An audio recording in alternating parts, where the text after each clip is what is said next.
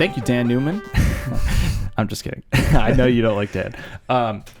Thanks for coming on, Daniel. Sure, I man. appreciate it. Happy to be here. Yes, it's always a lot of fun doing these podcasts. And I really enjoy them, and I really enjoy doing them with people like yourself, where we can talk about a number of different things and they branch out so organically. Like I felt like all the conversations we've always had, like the last time you came over here too, like we just vibed. Like and that's what I like about it, is that I don't feel like I have to force anything with a conversation with you. Yeah, likewise. But I really enjoy talking about meditation and everything, and we kind of became friends at work through that, through our talking about like mindfulness, meditation, and your experience reading Michael Pollan's book, How to Change Your Mind.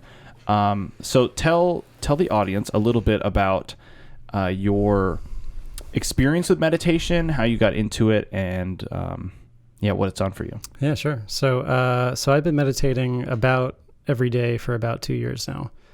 So it started with a bit of an existential crisis in my 20s, like a quarter-life crisis, I would say. And it was... What triggered the quarter-life crisis? So it was...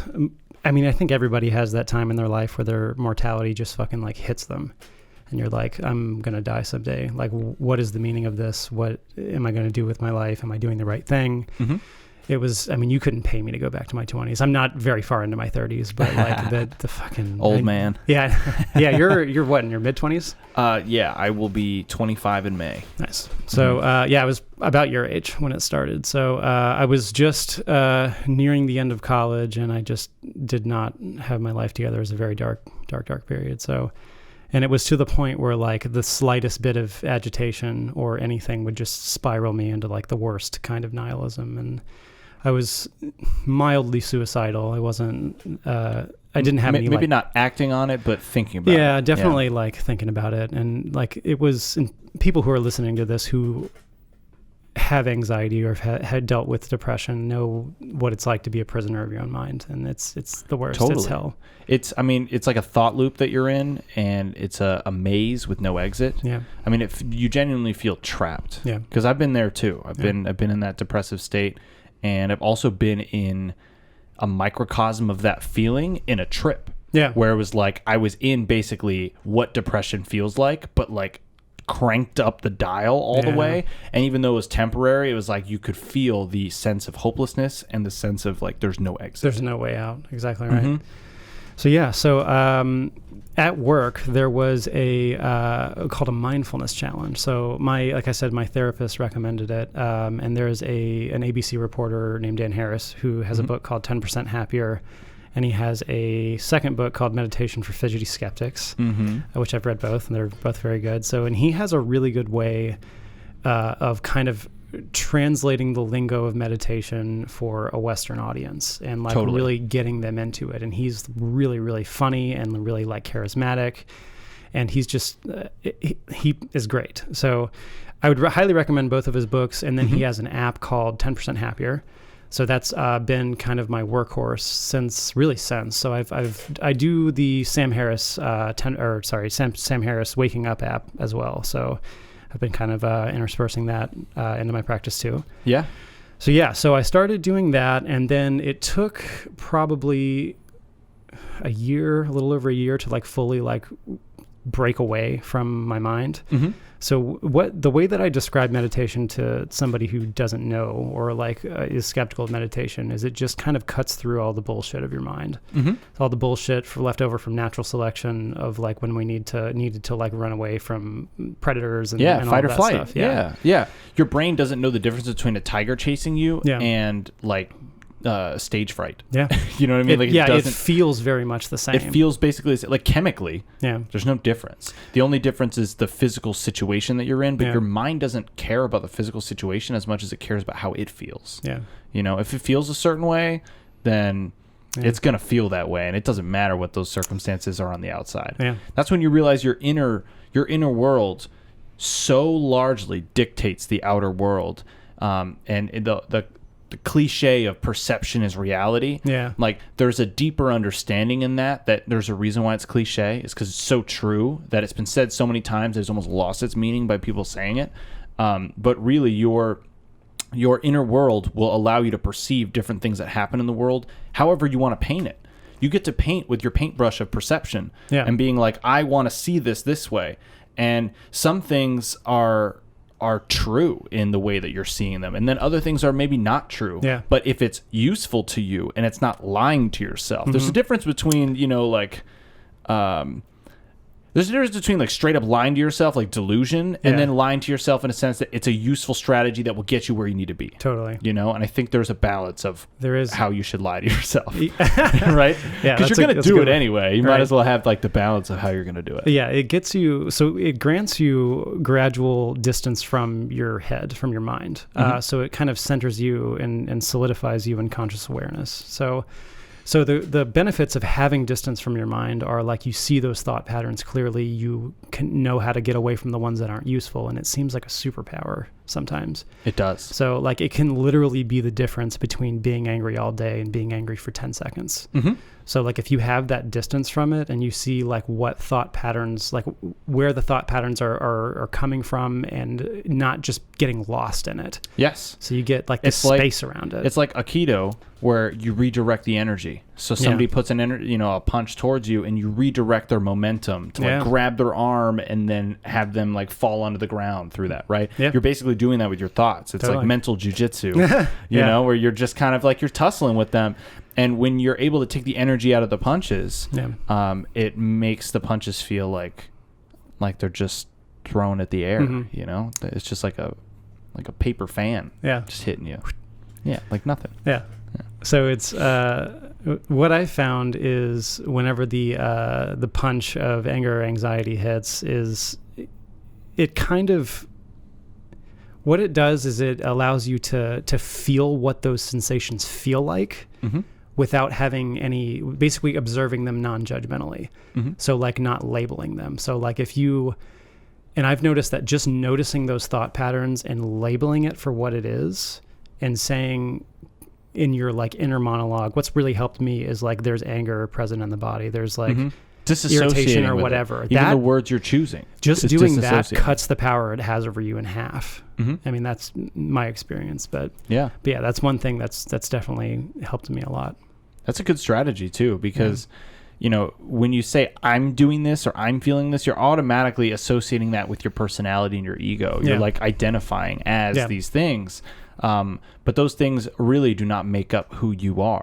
Who you are at your core, although your thoughts and your actions like do make it up. I mean, it ultimately makes you who you are, is like the things you end up doing and the things you like to think about.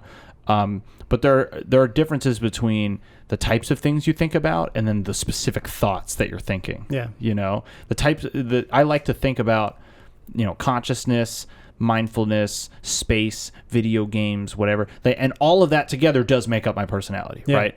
But my like thoughts of, oh, that's not good enough, or oh, what, like that's not me. That's just a brain thing. That I would say is your ego trying to protect itself or trying to like find a threat. For sure. Yes, a threat to neutralize. Right. Because we're always looking for the thing that's going to cause us danger or harm because that's what we were programmed to do. We're hardwired for that. We are hardwired. We're monkeys. And we were in a jungle and we had to worry about the fucking tiger coming. But that tiger's now no longer there. We live in these relatively safe cities and, a relatively safe system and civilization. And so now the new threats are all like social and mental. And so like the new threats that we have is my Instagram post going to get enough likes, or am I going to get enough shares, or all this like superficial bullshit, but it actually does hijack the reward system that we have in our brains, dopamine hits and releasing endorphins. And I mean, it really can affect people's physical state on top of the mental state. Totally. And when you realize that those things are all interconnected, your physical and your mental, like you can't just do one, I go to the gym, but I don't ever control my mind at all. It's like it's really like going to the gym for your mind. It's building a mental defense. So when like stuff happens, either the intensity and the frequency of them will be diminished. Yes. And like I said, it can be the difference between, just getting angry, letting that feeling wash over you, and then it's over. So, but if you're just constantly ruminating, like, why do you fucking say that? Yeah, because every time you bring it up, you actually re-engage the anger. I know Sam Harris has talked about this on a podcast before, where he said, he's like, how long are you actually mad?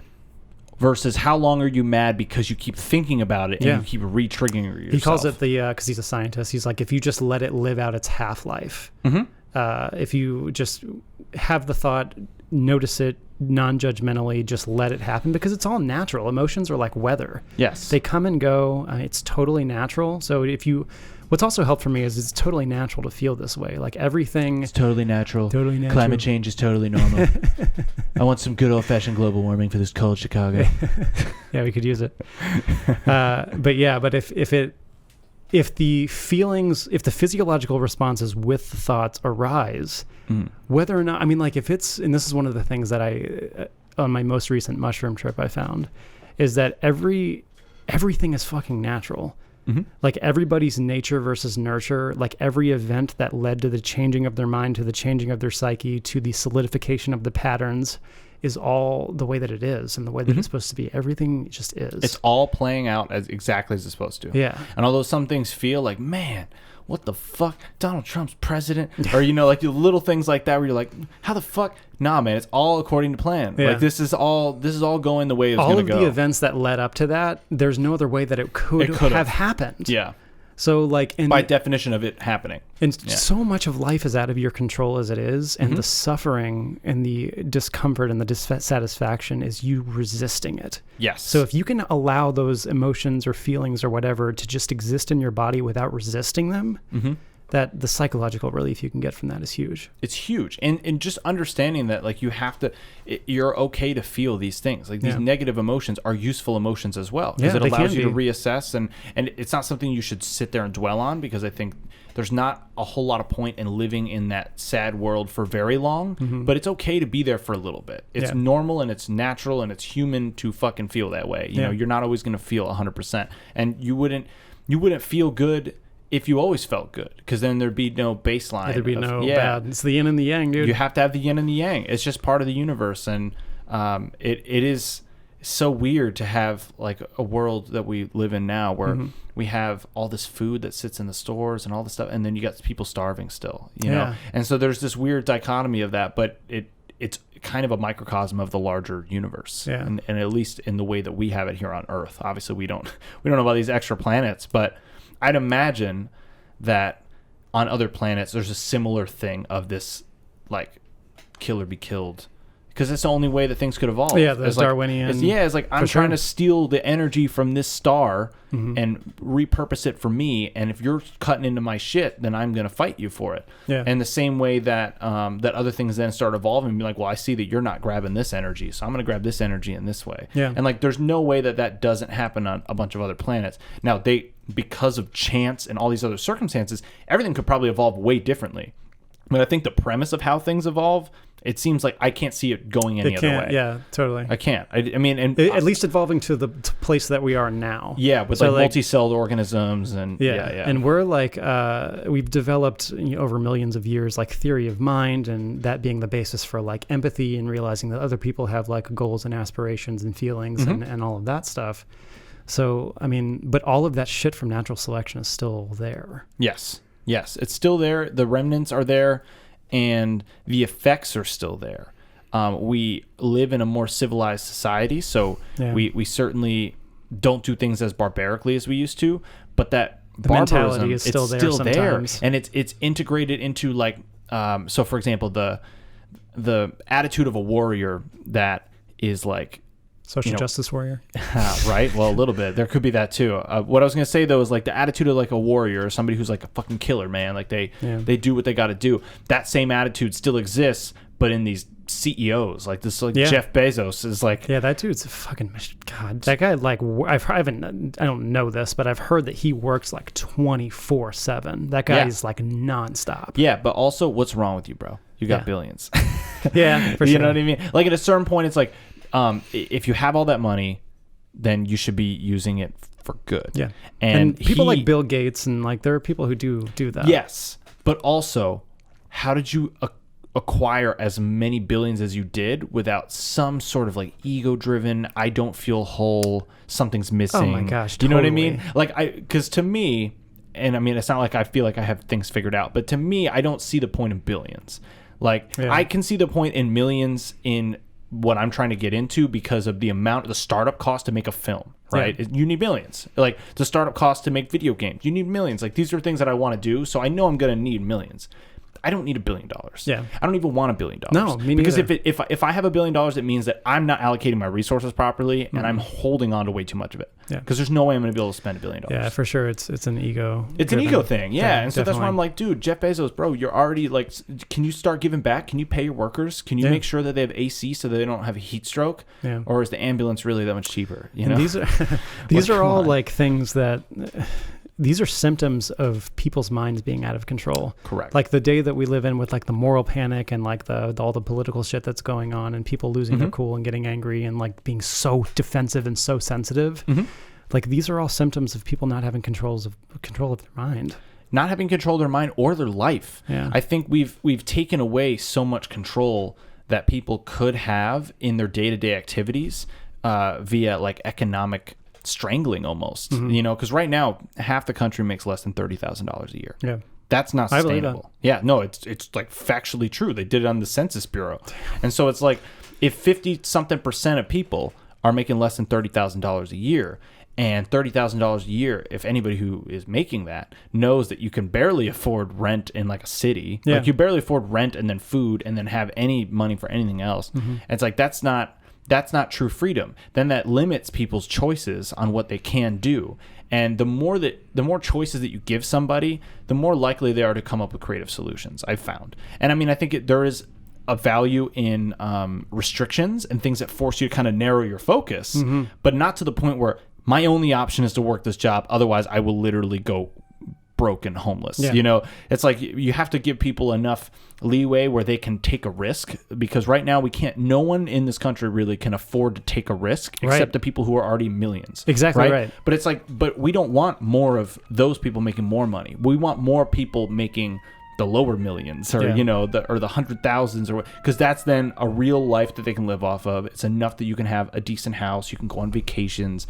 That's all I want to see. I just want to see in general the mental health of our country to improve, and I think one of the number one factors of that is economic instability and an inability to take that risk, take the dream and the leap of faith. Because not everyone's bold and an entrepreneur. But I feel like people would be if you integrated something like universal healthcare. So like if being really sick wouldn't bankrupt you and your entire family, people probably would start a business. Yes. Or do something like that. Totally. Do really what they want to do. Because a lot of the reasons people take these like part-time jobs or like work 2 jobs is because of the benefits, because the health insurance. It's huge. Yeah, no, it really is. And healthcare is one where it's like, I get that some people don't like socialism and whatever, and that's fine. I'm not one of the people who actually thinks the whole system should be socialist. No. I don't think that either.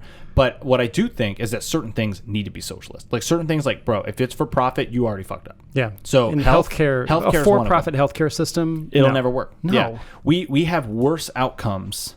I'm gonna butcher some of these facts, but somebody can correct me on it later because it's coming from a place of truth. Yeah. But we have worse health outcomes and higher costs and higher premiums than any other country. So even though at the highest percent, if you're really rich, yes, you're getting the best surgeon or the best whatever. That's fine. Yeah. That does exist. I'm not saying that doesn't exist. Sure. But for the average person, you're getting a worse outcome. You're spending more money per procedure or whatever than another country that has universal healthcare of some kind, you know. And that's not that those systems are perfect, but they at least help more people than our system does. Our system basically says, "Fuck you if you're poor." Yes, and you can die. Fuck you if you're poor and you can die, and it's okay. We're not going to pay for it. Yeah, and your family is stricken with all the medical bills, and then they have to pay your debt for the rest of your little left of your life. This fucking sucks. Yeah, no, it's awful. It's inhumane, and the fact that people would argue against them getting health care because they're thinking in the selfish point of view of like, well, I don't want to pay more money. But it's like, dude, you're paying more money by letting people go bankrupt. Yeah. You know what I mean? Because then guess who's asking for government assistance after they went bankrupt? They are. And guess who's paying for it? We are. Right? So wouldn't you rather have preventative care and you prevent people from getting to that point by taking care of everybody in a way that we've proven in how many other very large countries? I get that we're a unique country. I get that we have a unique situation, but we're smart. We can find a fucking solution that works for America. It's not that hard. Yeah. I mean, it is hard, but it's but it shouldn't be as hard as it is. It's not that hard in the sense that like we know what needs to be done, and maybe we don't know exactly what's the best way to implement it yet. Yeah. But insurance companies are evil, bro. It just Totally. is what it is. It's an evil industry where their whole premise fucking is making for you money off of sick people, and like Yes. it's just gross. Yes, it's super gross. And like the amount of bills, like my grandpa, he's got cancer, and he's been going through just so many treatments, so many procedures, so many doctor visits. Yeah. And it's like you have to be on these doctors. You got to be calling them out like, hey, why do you think that this is the right procedure? Because like they're just going to say it because it's whatever gets them through their day. You know, like you got to remember that although there are doctors that care about you, and they do, I'm not like trying to shit on doctors. Like we need doctors. But there are certain doctors where it's like they're really just there to collect a paycheck. Yeah. You know what I mean? They're really just there to get through the day. You're just one of 100 patients they have to see, and to be honest, they just don't know you that well. They don't care that much. I think it would incentivize. I mean, doctors might take a pay cut, but that would incentivize the people who go into it for the right reasons. Yes, they actually want to be there. Yes, which is what I would want in my doctor anyway. How about we decrease the cost of them getting the education in the first place? Though? Yeah, because. Think about it. Think about how many people can't do medical school because of the cost, but they're actually perfect for the job. They're really smart. They're really driven. They really like healthcare. They really like to get into those things. But then there's a cost barrier. Like the cost barrier should never be the thing that prevents somebody from getting into a profession, because then we're basically telling Einsteins to not go into science. You know what I mean? Like we're basically telling people who could be the fucking next Mozart of whatever that thing is that they're doing. And we're telling them, hey, you can't because you don't have enough money, because when you were born, your parents were born broke. Like, and sorry, it's your fault. You're fucked. Yeah, you're just fucked from the jump, and I'm not going to help you. Yeah. And I mean, I think that's something we see a lot in the difference between like Republicans and Democrats is like generally, and I'm going to say this, and I know I'm going to piss a lot of people off. It's fine. I don't care. But it's like generally Republicans are more, I want to take care of myself. Yes. And it's not even inherently bad. It's just that is what it is. That's your personality trait. Especially from the theory of like mind and like the ego, self-preservation is the default. Yes. Like that is, you can learn not to be selfish, but if you're a selfish person, you're doing what you're programmed to do, basically. Totally. Yeah, But you need can to break be it. aware of that. You should be aware of it. You should be aware of it. Yes, you should be aware of it. And a lot of people aren't. And a lot of people aren't. A lot of people, it's an unconscious autopilot thing. Yeah. And then Democrats are typically very empathetic, very like they want to help other people. And it's not that Republicans don't. It's that they disagree on the methods in which you help people. Yeah. So Republicans believe that you need to like not give them handouts and encourage them to really strive for things. Work hard and And that in principle is not wrong. No. But the reality of situations are like, yeah, that's great and all, but this person is double fucked. Both their parents are drug addicts. They make $20,000 a year. They can't even afford lunch at school. They don't get the attention they need. The parents aren't doing a good job teaching. And it's not the kid's fault that the parents suck. Right. You know what I mean? Yeah. And that's where I get it. Teachers are not supposed to do a parent's job, but also kind of. Yeah. Because we bear the burden of shitty parents as a culture, because we have to take care of those lunatics, the ones who go up and fucking shoot a school and shit like that. And that's not the parent's fault always. Sometimes it's the kid itself or the bullies, or there's so many factors. I'm not trying to simplify it, but it's like you get the idea is that there's a lot that goes into the negative aspects of certain things that we basically create for ourselves, and we make it worse by then not treating them on top of it. Yeah. So we created the situation that allowed them to have such a shitty upcoming and then from that, we double fuck them afterwards. Yeah. Where then, hey, not only did you come from a shitty upbringing, but we're going to make it really fucking hard to ever dig your way out. Yeah. Upwards mobility, economic mobility is worse than it was in feudal times. Yeah. It's abysmal. Which is insane. Like that means if you start in the lowest tax bracket, bro, good luck. You ain't getting out. Yeah. Like statistically. You might, but statistically you're not. Yeah. If you have nothing, it's really hard to get some money. But if you have like some, if you're at zero, if you have some, it will also be hard. But if you are in poverty, you're fucked. Yeah, yeah, totally. No, you're just fucked, and and that's what's not that's what's not fair. And so, what I think my proposal of a cure to these things, because there's of course actual like legislation and whatever that needs to be put in place. But my proposal is that we fix these things internally using things like meditation. I'm going to bring it back. Yeah. That's right. We didn't get too distracted. But it comes from that, like being able to find that inner peace. Yeah. And if you can find the inner peace, it allows you to make decisions with better clarity. And there is a point where you probably don't make enough money to even be able to get the chance to have that mental clarity. So I get it. That's where I think that we as a society need to pick up that burden and realize that we want to give people a chance to make the right decision, knowing that they're not always going to. People should, meditation shouldn't be as stigmatized as it is. And it really isn't as much in recent years. It's a lot more popular now. Yeah. So I'm no longer embarrassed to meditate in public anymore. I was for a little while. So I would meditate on the train, and I would like put sunglasses on or like something like that. And I just reached a point, I'm like, who fucking cares? Whatever. But if anything, they think you're sleeping. So it's like, whatever. Yeah. Yeah. So integrating meditation, I think, it could change the world, I think. And especially destigmatizing things like psychedelics, things like that could increase your upward mobility of your mind. Yes. And to a higher consciousness, and getting away from all of the shitty parts of your mind that cause so many problems. Mm-hmm. And that will allow you to manifest that in the physical world. Yeah. So, once you free your mind, the body follows right behind it. Mm-hmm. It's like right there. Yeah. So that does kind of segue into one of the other things that I wanted to get into, which I think will then segue into the next thing, which is Alan Watts. Yeah. So Alan Watts is very similar to Dan Harris in the sense of being able to translate Eastern philosophies to a Western audience. Yeah. And he is a famous philosopher that really got his start. Was it the 50s that he I think it was the 50s. 50s. And then I know he died like in 70 something. Yeah. But he wasn't very old either. He was like 40 something. Yeah. We're going to discredit him immediately by saying how he died, but he died from alcoholism. And to me, that's further reinforcement that it's the worst drug of all time. But I know it's controversial because people love their alcohol, and I'm not the type that thinks we should stop you from making those decisions. No. But I think we should have people maybe look at the effects of that decision more. But at the end of the day, he's a human with flaws. A human, yes. And my argument is that he was very enlightened in a period of very sleepy people. Yeah. And so when you're very enlightened in a world of sleepers, or the Sims or NPCs or whatever the fuck that I like to call them, and I don't mean that in any disrespectful way, but it is what it is. I find that could be very isolating. It's lonely at the top. And I could see where he would drink himself to death from being kind of depressed at the state of the world and realizing, oh man, it's so simple. If we just made these changes, these subtle little things that would make the world a difference, yet no one wants to do it.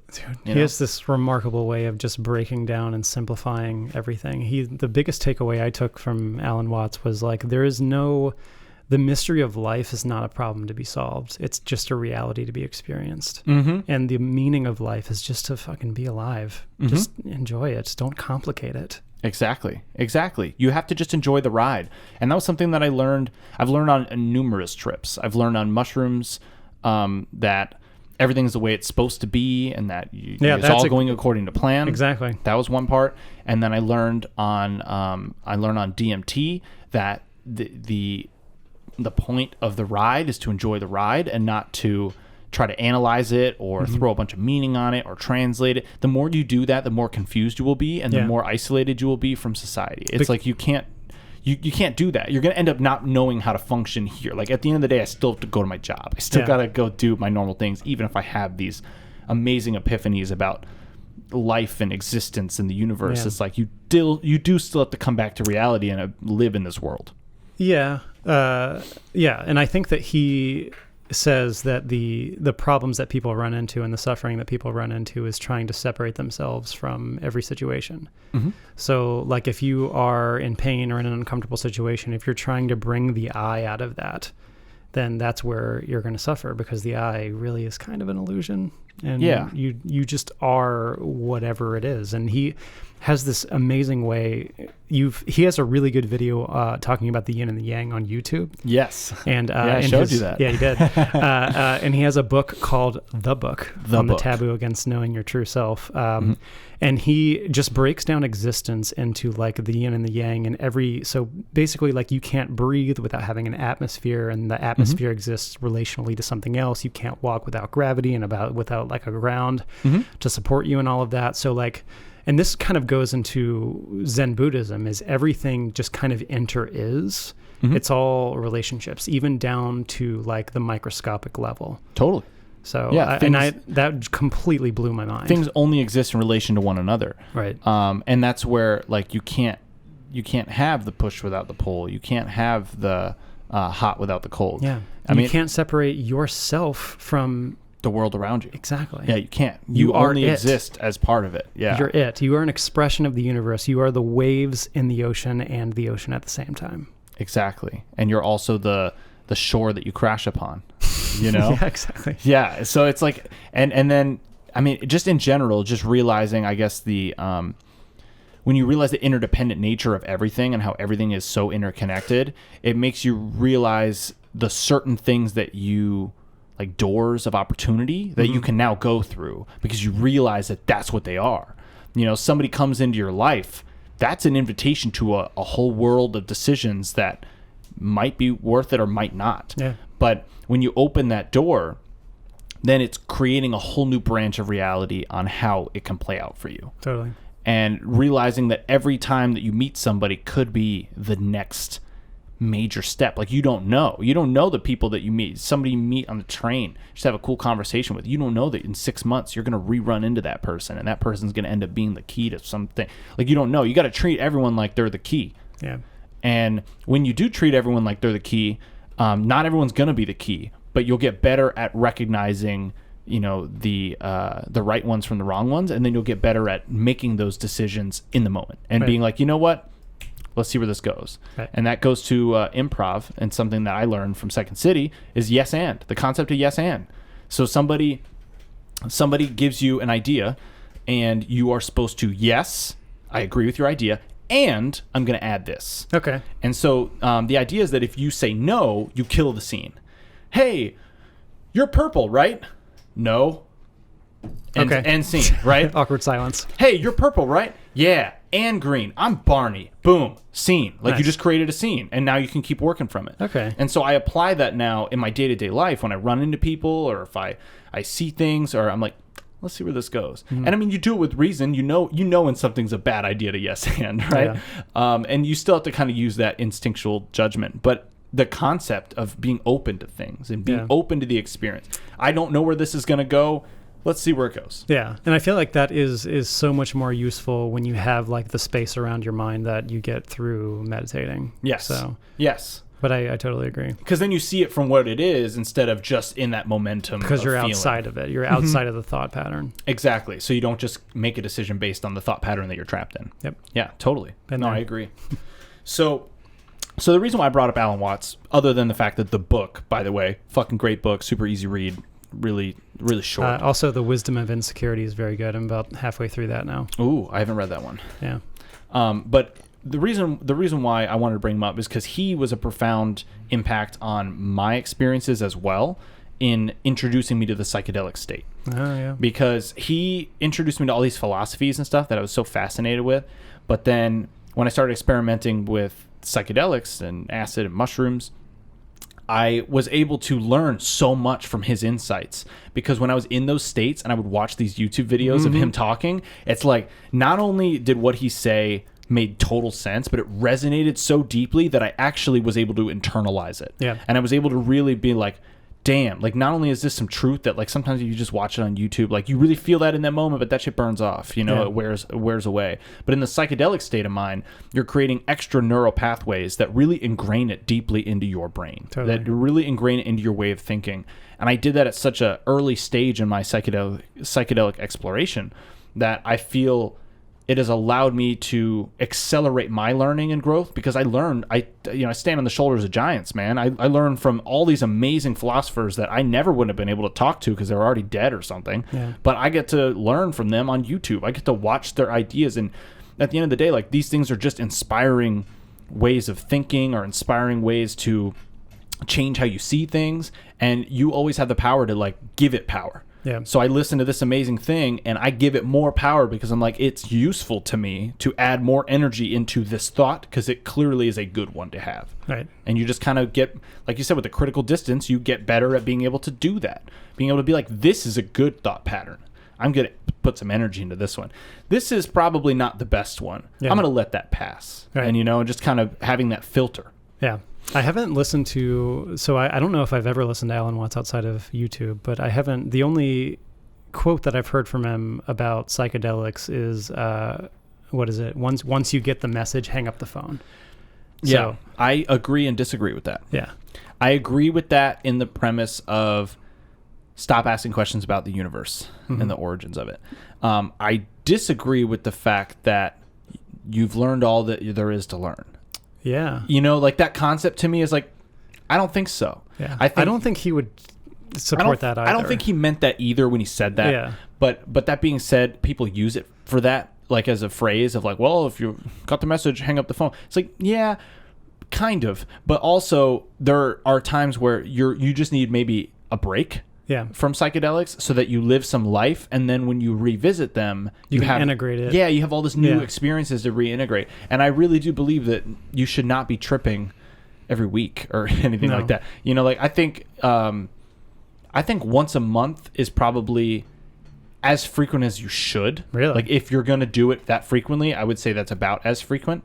But that to me would be better to do like end of month or beginning of month. You know, as the reset of like, how did that month do? You know, and you kind of like reassess, like, how did I do? Was I doing what I wanted to do? Am I moving in the direction I want to move in? And like, you can use that as a form of like reflection.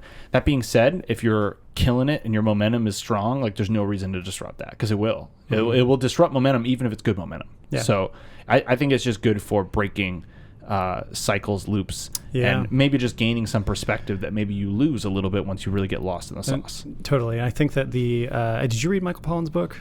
I haven't read it, man, but I listened to the podcast that Joe Rogan had him on, and he talked all about the book.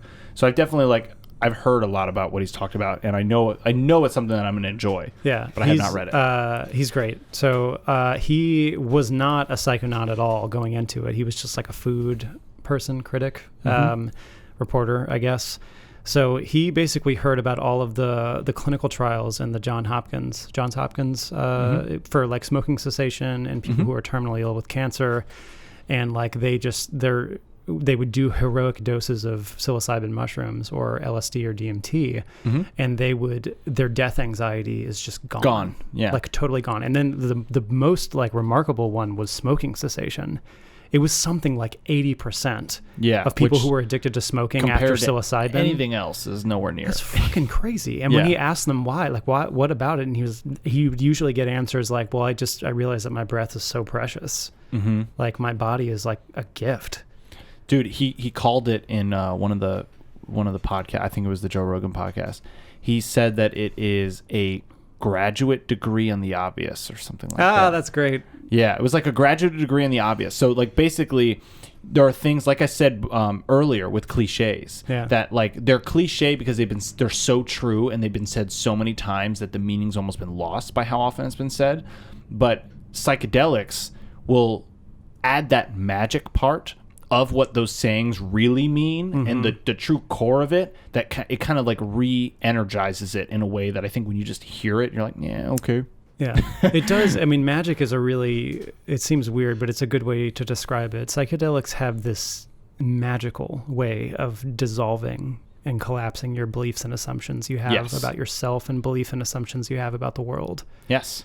Like it's crazy because it can show you that there's such a different side of this. It forces you to see things from a different perspective. So on my most recent mushroom trip that I did, it was I'm in no means a psychonaut. I'm kind of like a wannabe psychonaut, I guess. So I only took about 2 grams, but I mean, it was amazing. But a couple of the takeaways that I found was I have way, way, way more anxiety than I ever led anyone close to me to believe, even my fiance and like my family. Yeah. And at the same time, so it was something that I think I deep down knew about myself, but it kind of brought that out. And at the same time, I was able to foster a level of self-compassion for that I've never felt before. And it was so overwhelming to me that I just fucking wept. Yeah. For like 5 minutes. It was like the best kind of psychological purge. Just get everything Just get it out, cry. man. Yes. And it really is a catharsis. And it's like, and psilocybin is so gentle with you about it too. So it's magical is probably the best. Dude, magic mushrooms. There's a reason why they fucking call it that. And I really believe that mushrooms in particular, versus like acid, mushrooms is so like scalable, and it adjusts to your skill level. And so if you're a more experienced psychonaut, it will push you, and it will always make it a challenge. It will always make it something that you're not going to get an easy one. But it's not that it means that it's going to be difficult either. It just means that it's going to make sure that you actually have to learn something, and it's because it's ultimately your mind. The psilocybin's activating a process, but your mind is the thing that's doing it. And the mind has its own best interest in mind. It doesn't always know what it's doing. Yeah. So sometimes it does the wrong things because of evolution. But it still has your right ideas in mind. It wants to help you. Yeah. And so your subconscious mind begins to speak with your conscious mind with mushrooms. And with mushrooms in particular, there's almost a guide built in based on the plant, or in this case, the fungi, that... it's psilocybe cubensis, I think. Yeah, it seems like that part has its own wisdom baked into it. And maybe it's from DNA and from us consuming them for thousands of years or something. Man. I don't know what it is, but it's a symbiotic relationship where it seems that these things activate a part of your brain that is there but not accessible really without the trigger being the psilocybin. Yeah. And I think that you can get those kinds of experiences through hours and hours and many of hours of meditation. Totally. So you one totally one of the analogies that I love that I heard from Sam Harris actually is that for exploring the inner landscape of your mind, psychedelics is like strapping yourself to a rocket and just fucking going. Yep. And you may end up someplace that's like a little scary or whatever, but yeah, it's kind of like a cheat code. It's like boom, you're enlightened for a little bit, get what you can out of it, all of that stuff. So and then reintegrate it. Yeah, reintegration. So psychedelics is kind of like strapping yourself to a rocket and going into your mind, whereas meditation is kind of like gently putting up a sail and just sailing into it and getting to the point where like if things start to get scary, you can like backtrack a little bit. So yeah, so I think that the only real danger of psychedelics is it might bring up some shit that you're not ready to deal with or you're not ready to look at. Yes. And I mean, so you mentioned Terence McKenna before. Yeah. And it made me think of this one quote. And it was, psychedelics are illegal not because a loving government. I know. Not because a loving government is concerned that you may jump out of a third-story window. Psychedelics are illegal because they dissolve opinion structures and culturally lay down models of behavior and information processing. They open you up to the possibility that everything you know is wrong. Yep. That is a spot on Terence McKenna impression. Well, I mean, I what I've learned about my impressions and like you're just from Alan Watts voice. The Alan Watts, I do that one too. No, but what I've learned about my impressions is that I'm really good at hearing how people talk, how they emphasize certain words, and their structures of how they make their sentences. Yeah. He's a very unique sounding dude, though. He is and that's easier for me to do when I can find one that really has that, like, you know, specific way of speaking. Yeah. But it is interesting how the way that our linguistics control what ends up happening to us and the type of conversations we engage in and the type of experiences that you will then go on to have because of the words you choose and how you say them and your ability to deliver the messages, because words are a tool to convey meaning at the end of the day. So the meaning is really what matters, and your ability to articulate your meaning in a way that is most effective to, I guess, approach the majority of people, that is like true power. Because that's real communication. Sure. You know, scaling your strategy to the audience, understanding what they're going to be able to understand and what they're not, and then respecting them too, to like give them credit. Like, people can understand more than you think. You just might need to be more careful with how you word it. But that doesn't mean that you can't convey these things. And so I pay attention to how people convey things. I pay attention to how people say words. I listen to them. Like, you know, people, it's not always a conscious thing. Sometimes I just do it and I don't even realize that I'm doing it. But there is a conscious thing that I do think about when I'm listening to somebody and how they're really telling me the information. How am I really hearing it? Yeah. What's between the lines of the words? That's cool. That's interesting. Yeah, it's a weird thing that I do that I've always done. Yeah, that's just a part of who I am. So I guess. Do you have an impression of me, or like of your friends?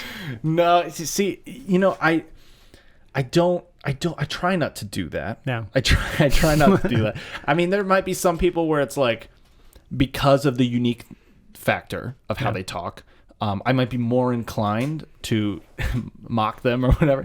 But it's always out of love, and for me, it's always out of the challenge of like, how well do I know this person? Like, how well do I know how this person would talk that I could do it? Yeah. So if I'm doing like, you know, if I'm talking like Chris Walken, I'm going to have not only an approach, but a very particular way of saying the words, and the emphasis and pacing on the sentence is going to flow and fluctuate depending on the personality. Wow. Yeah. Very good. So, but you know what I mean? Like, that's how I see it. So, like, with him, I talk like that. With Terrence McKenna, yeah, he's kind of got the higher pitch voice, so I'll do that too. Yeah. But the pitch and like getting the tone is the last thing I do. Right. The first thing I'm doing is like, how do they talk? What's their point of view? What's their angle? And then what is the general flow and cadence of their words? That, if you nail those three things, the tone doesn't have to be right. Yeah. People will still be like, that's a good impression, because they know that you captured the essence of who that person was. Nice. That's more important than the fucking getting Kermit to sound exactly like Kermit. It's actually more important to have him talk a little bit more like himself. Ah. Very nice. But I think the message there is really important. It does have a way of dissolving boundaries. No, totally. And it made me realize that everything I ever thought I knew, I don't. Yeah. That was literally like, when I did psychedelics, that can I be was kind like, of scary to some people. Oh no, it's totally destabilizing. Yeah. But at the time, I was so depressed that it was freeing. That's where the therapeutic part of it because if you have like really pathological beliefs and assumptions about yourself, like that you're worthless, or that your life isn't worth living, or that you can't go into public because you're so socially anxious and so socially awkward. It just, like, all of those calcified thought patterns, it just kind of, one of the really good, I love analogies. One of the analogies that Michael Pollan said after he did DMT, LSD, and a couple of psilocybin mushroom trips, he said that, like, if you can picture your brain as kind of like a hill with a bunch of snow on it, and the sleds that are going down the hill are your thoughts, and the more you have a particular thought, the more likely it is to go down that one particular path. So you're going to interpret those, whatever comes up, you're going to kind of go down that one really deeply ingrained thought pattern. Yeah. So what psychedelics do is they kind of flatten the snow. Yes. They shake the snow globe and flatten the snow, so you can kind of build new neural pathways and start making new mental habits that are good. Yeah, and it's basically reprogramming, because the way that I've used psychedelics and what kind of fundamentally changed how I approach the world and life and everything, really came down to it breaking down my fundamental assumptions, making me realize that those were just assumptions and not anything based in true reality. And then using that framework and understanding that not only are these assumptions wrong, but also I can create new assumptions and ones that might be more useful and more true. And the word true, I don't want to get into like a Sam Harris, Jordan Peterson debate. Yeah. But they're just talking past each other. Yeah, no, but I do think there's objective truth where like the ball dropped and I watched the ball drop. You're like, okay, that's a truth. I tend to fall more on the Peterson side of it, where truth is, insofar as it is useful. True. Yes, but meaning like I think there are two truths. Like I think there is that truth, that the meaningful, useful truth, and that's what I was referring to here. But then there's also like objectively true, like Trump is president. That's objectively true. Yeah. Can't argue with me, Right. you know? But that being said, there are other truths that are like, this is true for my life, and it seems to be serving me. There could working. be something that is true for me, but not for you. Yes. Totally. Yes. And that's I guess the difference, and that's where I agree with kind of both of them. Yeah. You know, on the truth thing. But yeah, I think ultimately psychedelics have the ability to completely allow you to retake back control of your mind. Mm-hmm. And it's like take back control. It's like you probably never had control. It's really, if anything, it's to give you a true chance at taking control, but you need to do it after you're an adult. I really do believe that you need to become an adult, live life. I was 21 when I did it, and I would say that's probably the earliest you should do it. And I'm not going to stop you if you do it at fucking 18 or whatever, but I think you should at least wait until you've like lived some life and done some shit. Yeah. And some people have lived more life in 18 years than other people have lived in 40. So, you know, the age isn't specifically the thing. It's more of a general average of like you probably have, you know, if you go out on your own and you live in your own place or you have roommates or whatever, like that's just getting out of your hometown, I think, is like kind of an essential part before you really dive into something like that, because you kind of need to go on that journey and start realizing the things about life that then when you do it, it gives you perspective. But you also need to have, like with the stuff, like for like things like integration, you need to have the maturity to like be able to handle it. Totally. And be able to like really in a mature way look at what it is and like integrate it back into your life. Definitely. So I think that's one of the things that Michael Pollan says. He says that so many psychedelics are kind of wasted on the young, whereas as like somebody who's in their 30s through like 60, they have these like the really deeply ingrained beliefs and assumptions, those deeply ingrained calcified thought patterns that just get cracked and the foundation of them kind of blow apart. but it's destabilizing. Like that scares people who's like, I've been living like this for 40 years and I don't want to change. I've talked to people about like doing psychedelic, people that we work with, and they're like, no, man, like I don't, and that's when I say, I do think that psychedelics aren't for everybody. There are some people that you can't even, the string of sanity is not good to tug even a little bit. Yeah. Like some for people are who unstable. are like schizophrenics or like people who have experienced like some kind of personality disorder, psychosis. Totally. Probably not a good idea. No, not a good idea. Definitely not a good idea. But if you're a mentally stable person who's just kind of like has fears and anxieties like everybody does, it has this magical, like you said, way of dissolving that. And totally. Yeah. And I think ultimately the end result of a changed culture is going to need to be assisted partly by that. Yeah. Partly by even just cannabis legalization is going to be huge. And it's getting there. It's already getting there. And so we have, that's one way of breaking down perceptions and barriers, because weed does allow you to see things from a different perspective.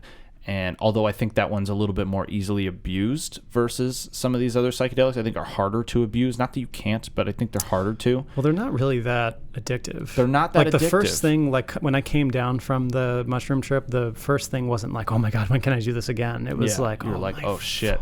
Yeah, you're like, I got to take in what I just did. Yeah. Yeah, totally. Yeah, no, there's a cool down period, and there's definitely like, I find some of the best lessons I've learned are like months after the trip. Yeah. But they're from the trip and they're inspired from them, and it immediately makes me go back to a moment on the trip that I'm like, oh shit, this is what that was about. You know, and those are cool, man. Those are some of the coolest ones, is when you really kind of like let it simmer. Yeah. You have the trip, you have some really profound things that happen in the trip, and so that will be huge, and that's kind of how you approach things moving forward. Then you approach with the new strategy, you do that for like a month or whatever, and then you'll get inspired by some new stuff because you have this new perception, you have this now new way of approaching things. You literally can completely change your mind. You can completely... How to change your mind. Yes, exactly. Michael Pollan titled it right.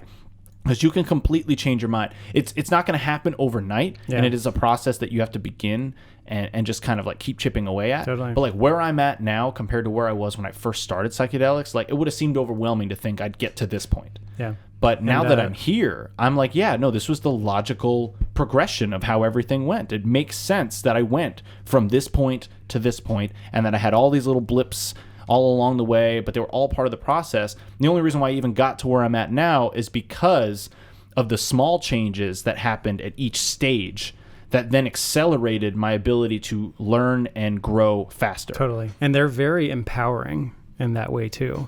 So like, I think that you are God, right? I don't know if I go that The far. Alan Watts, like, you are God. And how silly would it be that, oh my God, I'm God? What? Yeah. But I'm an idiot, you know? And you're like, fuck, I don't know anything. Yeah. How am I God? But you kind of are God. Like, but the truly enlightened person doesn't claim to be enlightened. They do realize that they actually don't know shit. Yes. But that is its own form of enlightenment, of like accepting your ignorance and knowing when your knowledge of limitation is there. Like, you know you know can't when be you certain don't know about enough. anything. The guy who's certain, or the person who's certain, I'm gonna be politically correct. The person who's certain about it is not. That's there. No, I don't identify as a person. You're gonna have to rephrase that. Right. I identify as an alien and a furry, and I expect you to call me that. Alien furry. Okay. Yeah. Nice. Mm-hmm. Okay, alien furry. Oh man, but no, really, I think I think you're a good example of the ideal psychedelic experience because you experience it later in life. Mm-hmm. Hey, I'm not that old. No, but meaning like I feel like 21 is pretty young, right? Mm-hmm. In the scheme of things. So you experienced it later in life. You lived life. You even learned mindfulness before you even did them. Yeah. And so I think that's where I kind of did it all at the same time. Yeah. So I learned the concept of mindfulness and meditation and like really starting to getting into those ideas at the exact same time that I started tripping. Yeah. So it was like I learned this stuff by like these YouTube videos and like these different people that really inspired me. And I was like, oh shit, this is really interesting.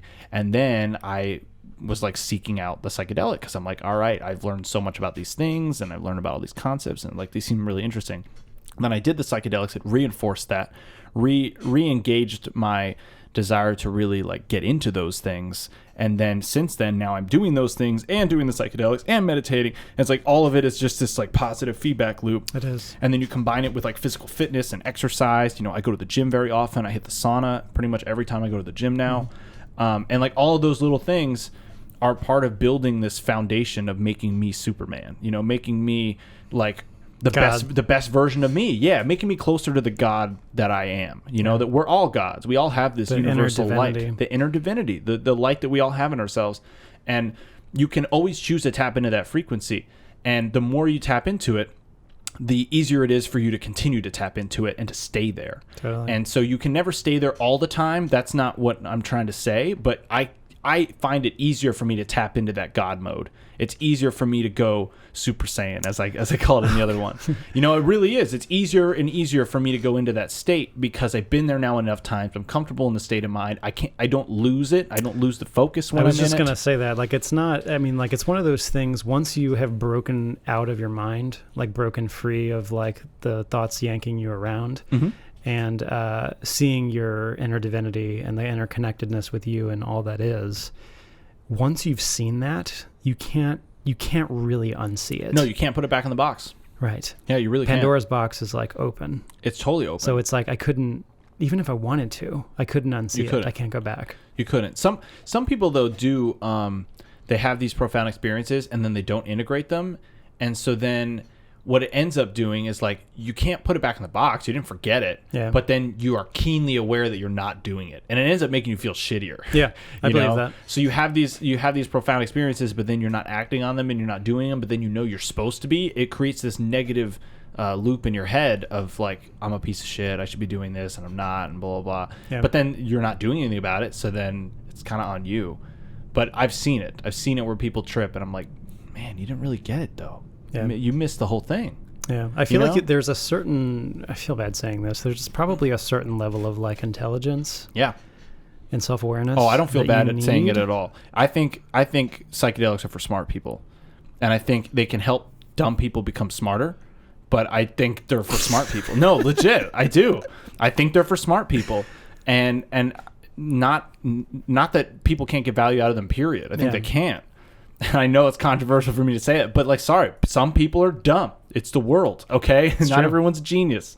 But then the ones who are really smart, or the ones who are at least, like you said, at least this minimum level of intelligence, which it does not need to be a genius. But also maturity too. Like you need to have like some kind of maturity with your intelligence. But if you have that minimum requirement, it allows you to become way smarter than you ever were before. Yeah. You know, because you're unlocking parts of your brain that were previously inaccessible. Yeah. And that's like going to a repair shop and you have a guy who has the minimum tools that will get the job done, Yeah. and the guy who has all the tools, Yeah. all the best tools at his disposal at any time. Like, who's going to fucking do it better and faster? The guy who's got all the tools.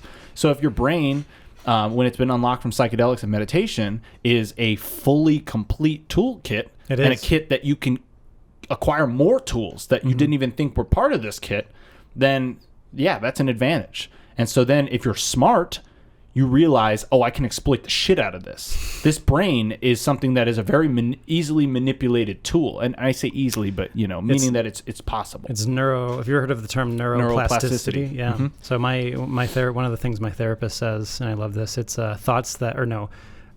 neurons that fire together wire together. Yeah. And that's I've heard that phrase. Totally true, Yeah. at least in my No, it definitely experience. is. It definitely is. The more you create the pathways, the more you reinforce it, the more it's going to solidify. Totally. And that's something that I learned in Mastery in Robert Greene's book, and I've talked about this a bunch of time in the podcast. But you learn one thing, you master one skill. It makes it easier to learn another because you now have a whole reference point to draw from. If I'm learning writing, and that's my mastery, and I want to master writing, that is going to then inform how maybe I would want to be a director or something like that, Sure. right? Because they're related, but they're technically different things, and they have totally different approaches and different ways of dealing with the stuff, Yeah. right? Writing a script is way different than directing it, but they're both telling the story. So then my mind can create a pathway of like, oh, this part in the writing process is just like this part in the directing process. Yeah. And the more that I can create these connections in my brain, the more that I'm able to formulate an entirely new shape that never existed before.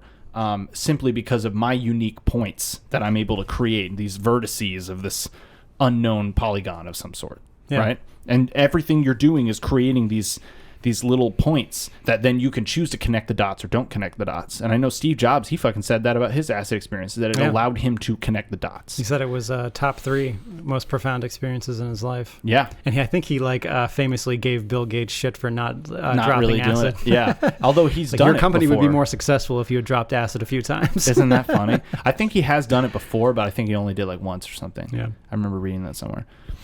But yeah, man. I mean, I think all in all, like, I want more people to know that psychedelics are not just a drug you do to just get fucked up. You need to get rid of the stigma. And I actually, admittedly, before reading Michael Pollan's book, I kind of had a stigma, not insofar as like I judged people who did it, but it was definitely like I was kind of one of those people who was like, my mind is the only thing that's connecting me to reality. I don't want to fuck with that. I don't want to mess with that at all. Yeah. And it was it really kind of broke that stigma. And then that was what led me talking to you. I don't remember how I found out that you did psychedelics or like did meditation. I don't know. I mean, I think I just came up and asked you one time. I don't know. I don't remember. I think maybe, maybe some people at work might have known just because my podcast. Yeah. And that, maybe that was it. Because I've been doing the podcast before I even started, going back to the company. Yeah. So I think that it was something like that where like maybe somebody else might have made you keen on that I'm into that, and then we started talking about it and we kind of connected immediately on it. Yeah. And it was super dope, and we've had some really awesome like philosophical conversations at work, which is cool. Like I like being able to separate from the shit I got to do there, and be able to like have some real conversation. And I do that with customers. Like I will talk with customers and like I'll get real with them if I feel out the vibe. I'm not gonna just do it with every fucking person, but like sometimes you're talking to them and you can just tell like, oh no, we could talk about some real shit, and then they're gonna connect. And it's so funny how I've learned how easy it is to connect with the core of like the human experience with another person. It's so easy for me to tap into that now. I'm so empathetic. I can just understand where people come from. That's hard for people sometimes though. Mm-hmm. Like some people, just vulnerability and empathy just doesn't come naturally. Vulnerability is power. Yeah. It really is power. Really, I totally agree. And vulnerability is strength. Yeah. Like, your ability to be vulnerable and to take a leap of faith and allow somebody to potentially ruin you, right? It actually is really empowering. Yeah. And I think one of the things that like Brene Brown talks about in her book, Daring Greatly, is knowing, who deserves your vulnerability, because you don't give it out willy-nilly. There is like, you should be generally more vulnerable because it's a good thing, but also you have to have that, I don't know, filter that basically allows you to realize, oh, this person is somebody that I should be vulnerable with, because we are both then going to grow from that experience by me being vulnerable. Whereas like, that person's a piece of shit, not going to be vulnerable with them because they suck. You know, like I could be vulnerable with you, but you're not going to get what you should get out of it. Right. And I think psychedelics help your radar with that, of seeing that. Definitely. You know, I knew I could be vulnerable with you because I could tell that the type of person you were, that you and I would both learn from each other's vulnerability. I will learn from your vulnerability and you will learn from mine. Yeah.